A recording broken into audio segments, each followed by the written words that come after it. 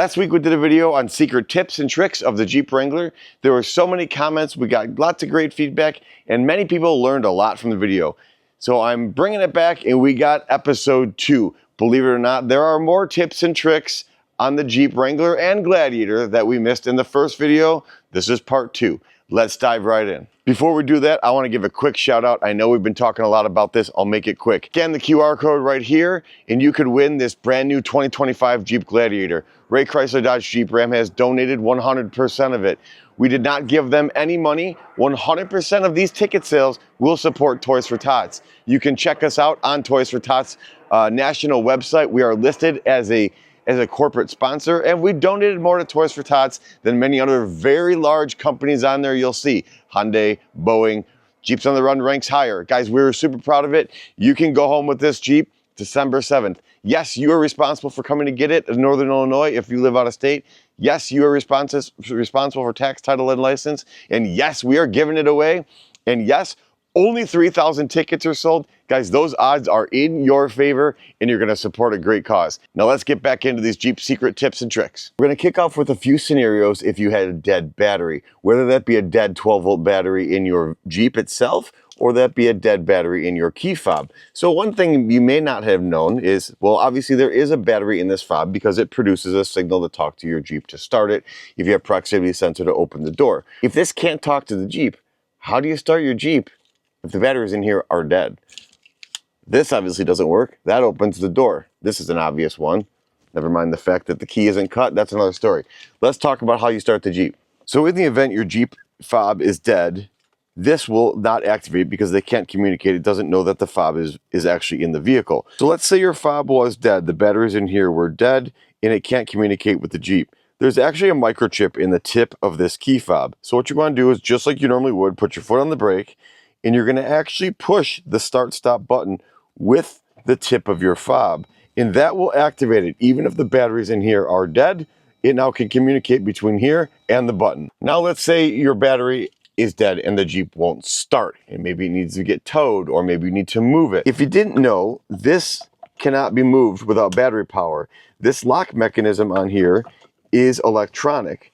So what you're going to want to do is you want to flip this key open. You could use whatever you want. You're going to come up front and you can use your key to pull this off. And under this little compartment here, you'll see, it's going to be hard to see on video, but you're going to see an orange strap. Here it is.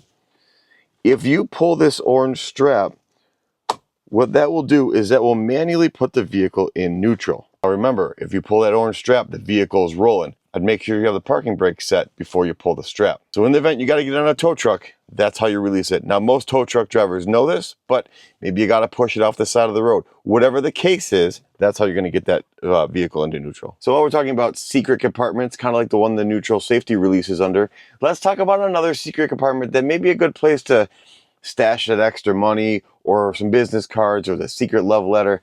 I don't know. Under your center console, there is this panel here. Now, to be fair, I don't think this is necessarily was any design by Jeep to store anything here, but as a byproduct of this panel, if you just go ahead and pull off here, you could put some stuff under here. And look, we have element number 74, the element of surprise. The next feature isn't earth-shattering, but I actually think it's a great feature if you are off-roading or you're just kind of a tech geek and you want to know all the little ins and outs of what your Jeep is doing. So check this out. So you want to scroll through your screens using your arrow key up on your steering wheel, and you're going to go to settings, screen setup. You're going to hit OK. And then what you're going to do is you're going to scroll down until you see current gear. You're going to click OK there, and then you're going to turn it on. And it's going to say settings saved, and then you can push over to exit, press OK, and then you can kind of scroll through to whatever setting you had before. Now when we're driving, that just shows park right there. So we're going to show you what it does. So if you notice right next to that D, we've got a 1 that tells me I am in first gear. When the vehicle shifts, you're going to see you're in gear 2. So now you can actually tell what gear you're in. Now for daily driving, is that a big thing? Nah, not really, but sometimes it's nice to know when you're off-road, if you're coming down a hill. And now the one cool thing I'm going to show you is, let's say your vehicle is stuck in the snow or the mud for whatever reason. If you pop this over to manual, and you come down. As you pull it down to plus, you're gonna notice you can start in 2. So you can actually start in second gear. Now you might say, why would I wanna start in second gear? Well, oftentimes if you're stuck, that second gear will eliminate some of the wheel spin.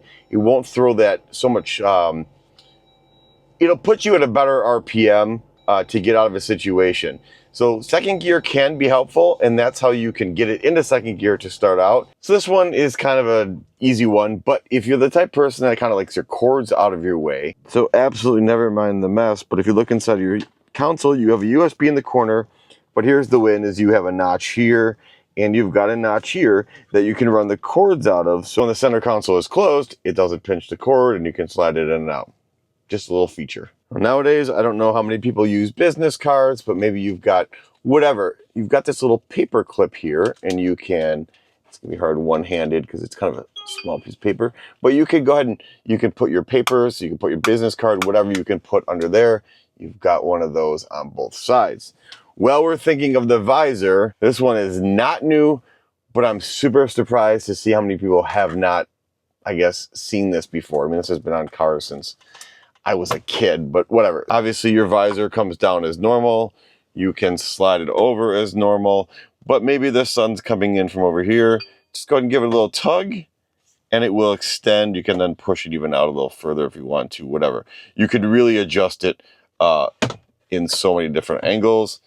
And yeah, I guess I was surprised at how many people have not seen that, that trick. Maybe this is your first car. I don't know. Are you a collector of ducks? Here's a trick on where you shouldn't put it. I've actually seen vehicles come into the service department because of where this ducts was placed. Let me show you. So up here on your dash, this sensor is what turns on and off your ambient lighting inside the vehicle, but more importantly, it's what triggers your headlights. So if you've got all your ducks in a row up here, and maybe this one's sitting right here, what I've seen is depending on the way the light comes in or if the duct moves, your headlights will actually come on and off throughout the day. And you'll know that because your screen will start to dim as if it was nighttime. So when you place your ducts up there, be careful you're not covering that sensor. And for that matter, if it's the winter, these are obviously your defroster vents, so heads up there too. All right, the next one is also not a new one, but the one thing I will say, and maybe in the next generation, Wranglers, they'll reduce the size of these keys. These things were huge. The first time I ever did a review on a JL, the first thing I said was, yikes, this is big. It feels like a lot of wasted space. At any rate, there's a place for these. If you look down in this filthy cup holder, you'll see this spot right here. Some people say it's for a cell phone. I don't know. It doesn't really hold the phone very well. It flops around. But it does fit your Jeep Wrangler key beautifully right in the center. So leave a comment. What do you use yours for? Now, while we're down here looking at this, you might have noticed, why is this crooked? Or maybe you haven't noticed, but now you'll never unnotice it now. And I'm going to explain why. So we've talked about how you use four-wheel drive in the past and how you and when you should use it. That's a whole separate video. But when you come down into 4-low, if this were straight, it would be right in the way of the shifter to get up. If this parking brake lever was straight, you wouldn't be able to pull it up to activate it if you were in 4-low. So that is why this is crooked. Let me know in the comments. Did you ever notice it was crooked, or now are you going to OCD over it like I did the first time? Now, when you're in manual mode, the M1, 2, 3, 4 is always there. So, but I just wanted to point out you can start in second gear. A fun tip on the Hellcat with the red key. If you didn't have a red key, you didn't get to start in first gear. You didn't have fun spinning the tires on the Hellcats with without the red key. All right, here's one depending on the year of your Jeep. Some of the earlier JLs had 2 knobs here. This one obviously controls all the gauges and it controls everything on the dash. There used to be one here, and the only thing that would control would be the lights in the footwells. You could actually brighten them and dim them. And I forget what year it is, but they did away with them. So if you've got an earlier model JL, you'll actually have 2 knobs there, and that's what the second one controls. Now on a 4xe, you actually have this button here to release your gas cap, and I'm going to tell you why this is here. So when you release that, push that button, this actually takes a second to open. While it's taking its time to release this cap, it's releasing the pressure from this fuel tank. If you notice, this is a different fuel cap than your non-hybrid Wrangler. And the reason is, fuel in here is pressurized. so it can maintain a longer shelf life, if you will. Depending on your commute, you could travel a long time on just electric power without putting fuel in it. That's a whole other story. We're not getting into it. But that button is so it unpressurizes the tank. So while we're on the outside, we'll look at these hinges. And if you notice, it's got T50 stamped into it with a little arrow, T50. That's actually telling you the torque size that you need to do to remove the door hinge. If you're lucky enough to have a new 26, you already know there's no more bolts to remove for the 26 door hinges. So now I'm sitting inside the Gladiator you could win, but I want to show you something from my Gladiator friends. Ever have the top off? And I think one of the worst things is the seatbelts are flapping around in the wind. I remember when I had my TJ, I used to wrap Velcro around them, and even in the Wranglers, they make there's a strap hook on the back that you can tie back the seatbelts. But let me show you something that's cool on the Gladiator. So on the side between the seat and the door, you've got this panel, and there's this little clip right here you probably paid no attention to before. Go ahead and slide your belt right in there. And it's certainly going to make an effort to hold it off to the side so it's not flapping in the wind. Curious, did you know about that one? So in our last video, we talked about what is this thing? Well, we tell you what it is in our previous video, but let me show you something about adaptive cruise control that maybe you didn't know. Check this out. This one's more of an Easter egg, but I like it. It's cool. Now what I'm going to do is I'm going to go ahead and I'm going to set my adaptive cruise control, right? I'm going to set it. We're going to crank up the speed to, I don't know, 55. Speed limit's 50 here, right? I got this bus in front of me that's going slow. So you can see I've got my adaptive cruise control set. I've got my speed set to 57. We're going 49. I'm going to tighten up this gap a little bit. And so now you can see, look at, it shows we're creeping up, and it's got like an old Willis. And so now it's showing me my distance. But look, I'm going to back off a little bit, increase that distance. And the little Willis gets a little further away. If I draw it in, that's showing this one shows it's like a Rubicon with hood vents in it.